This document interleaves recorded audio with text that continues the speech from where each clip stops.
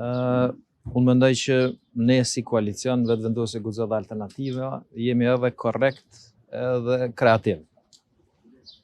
Qasja korrekte është kuptimin kur Albin Kurti ka ftu lider kryesor partive politike për pa rrugë zgjidhjen edhe rrugë daljen nga kjo situatë. Funksion të kësaj edhe çështjet e definuara në aspektin politik mund të bën gjithsesi secili ftesa.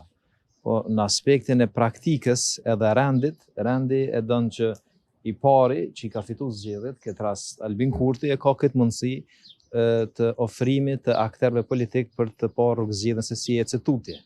Funksion kësaj, përfaqësuesi i Lidhjes Demokratike të Kosovës e ka refuzuar. Ata kanë refuzuar kategorikisht çdo takim edhe pjesëmarrje për të diskutuar rrugë zgjedhjen. Në anën tjetër, kur ka pasu letra e dytë dhe oferta konkrete për koalicion, ai ka marrë një iniciativë kuptimin e ftesës për partitë politike. Unë personalisht mendoj që i pari që i takon me i ftu partitë politike është këtë rast kryeministri në detyrë Albin Kurti.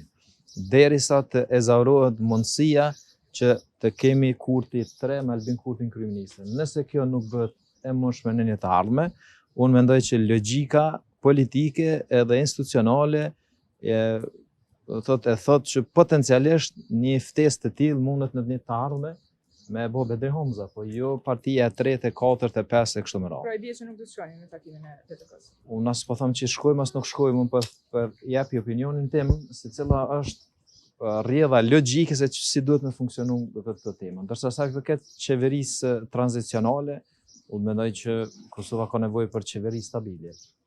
Jam ndoshta pe të parëve që kam preferuar një koalicion të shumicës shqiptare, normal duke respektu edhe pjesën e përgjegjësive ose detyrimeve kushtetuese që nënkupton që të ketë edhe përfaqësues të komuniteteve shumicën e qeveri. Po në rast se ka refuzim nga të gjithë, atëherë rrugëzgjedhja e vetme që mundet me qenë është një marrëveshje politike për konstituim kuvendin edhe caktimin e afateve kohore, mandej në koordinim edhe me presidentin se kur mundën me mbajt zgjedhjet e reja. Hiç nuk është problemi emri i kryeparlamentarës. Tjeni të sigurt se kushdo prej nesh që do të ishte kandidati i parë e që do të hidhej në seancë nuk do t'i merrte votat. Do thotë është vetëm alibi për me vazhdu bllokadën. Po emra do thotë ajo tani logjika për çaje sundop, po nuk mundet me funksionua ajo. E drejta që i takon atij që është fituesi nuk është e drejta e atij tjetrit të marrë me përzgjedh mbrana nesh se kush duhet me qenë kryetari i kuvendit.